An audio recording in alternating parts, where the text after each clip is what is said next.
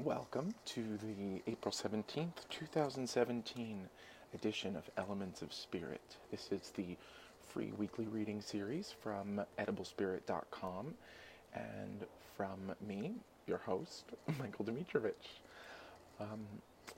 bringing through readings from the elements. So the elements of ether, air, earth, water, and fire. The way this series works is you listen to the ether reading first because it defines the space within which all of the other elements are vibrating. And then you can check the description below this video for the element that is associated with your astrological sun sign. You can do your moon, you can do your rising, and get information about different stuff. But this was originally designed with the intention of providing a shared reading for everyone through the ether reading, followed by individual readings for the elements, so that in combining those two, you get a sense of how to work with the primary element that you have manifesting, expressing itself in your life. And the combination of the ether and the primary element give you some interesting and deeper meaning. So each of these readings has an affirmation that comes with it that you can use to check in with throughout the rest of the week. See.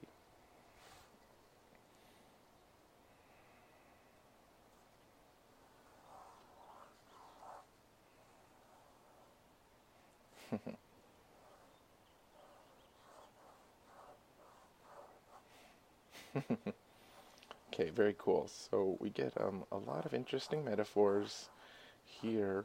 It's like it's a kind of a combination of, is the glass half full or half empty? Half empty. And is the tide coming in? Tide coming in? Or is it a flood? Is it a flood? So there's a sense of disorientation in the air this week. There's a sense of, oh, let me show you the cool image. That's the image. So we've got this really cool, wine glass almost. Multi-dimensional wine glass of your etheric existence, along with a sailboat inside. And there's this question, is this half full or half empty? There's also the sense that it's not as much like a tumult. We're not dealing with like the storm as much as a question of, is the tide coming in? Like, is my ship coming in? Is the water rising? Am I being lifted up? Am I buoyant? Am I riding the rising tide? Or is this a flood? Am I being flooded? Am I drowning? So it's like we're looking at this combination of half full, half empty, versus come due, coming in, ship coming in, come due, / drowning. So behind this, there's also like, you can't always get what you want, but you get what you need, and also be careful what you wish for. Because this is like, what if everything you asked for were coming true? Would you still feel buoyant?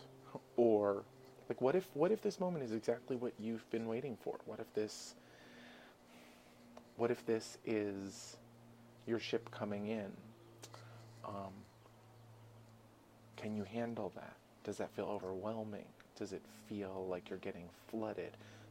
Particularly flooded by emotions, flooded by feelings, flooded by like, oh God, this is so intense, what's happening?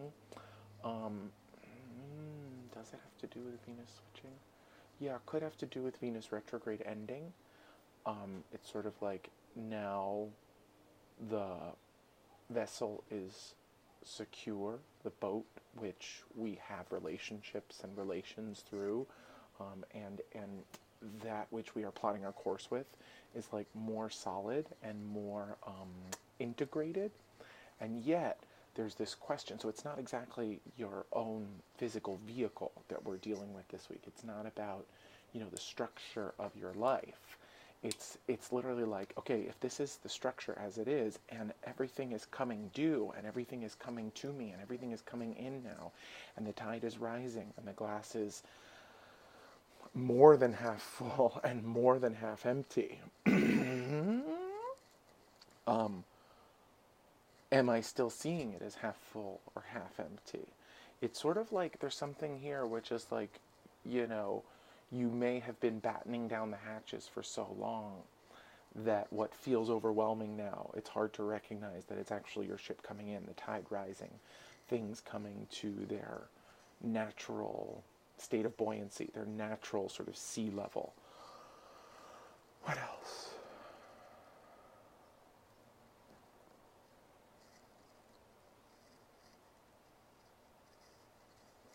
Yeah, it is. It's like I get pulled to not the third eye, so it's not just it's not how you're thinking of things, but actually the eyes themselves, how you're seeing things.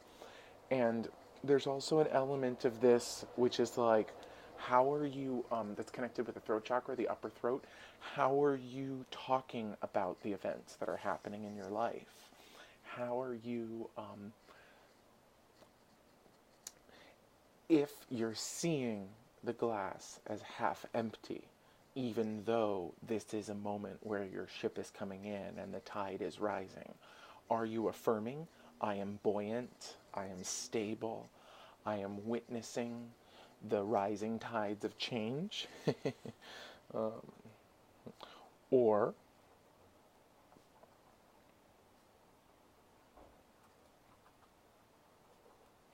sorry, gotta write that down. Witnessing the rising tides of change. Um,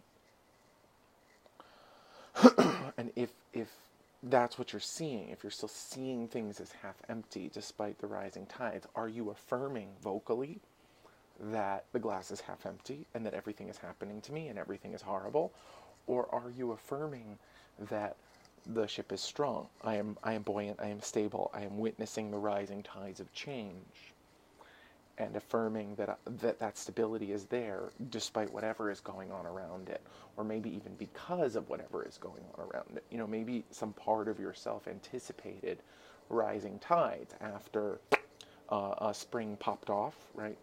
Maybe there was a part of you anticipating these rising tides, and therefore the battening of the hatches that you've done, the securing of your structure, of your stability, of your schedule, of your body, of yourself, of your life, of your daily existence, maybe that was all happening through this almost premonitory, anticipatory sense that the tides were going to rise. And let me be clear, this is the ocean that I'm seeing rising. It's not a lake, it's salt water, even though it's contained in this glass half full, half empty.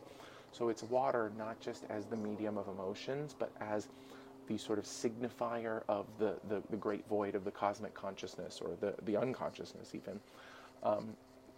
Events that are beyond your control, mysterious events, things coming up, things coming to, things coming in. It's got this there's a very cool video by Fever Ray, where she's like this, she's one half of the night, she's like this, you know, Norse tree goddess, and she's like standing on a diving board, and then all of a sudden her like deep wood witch magic makes her start like being able to kind of like control the rising waters. So that's the question. This is a moment of orientation. Are you clinging to a board while the waters flood around you and drown you? Or are you, even if it's a board, even if it's a raft, or even if it's a toothpick, you know, are you buoyant, stable, and witnessing the rising tide non-emotionally, in a balanced way, without too much intensity, emotion, passion, witnessing the rising tides of change?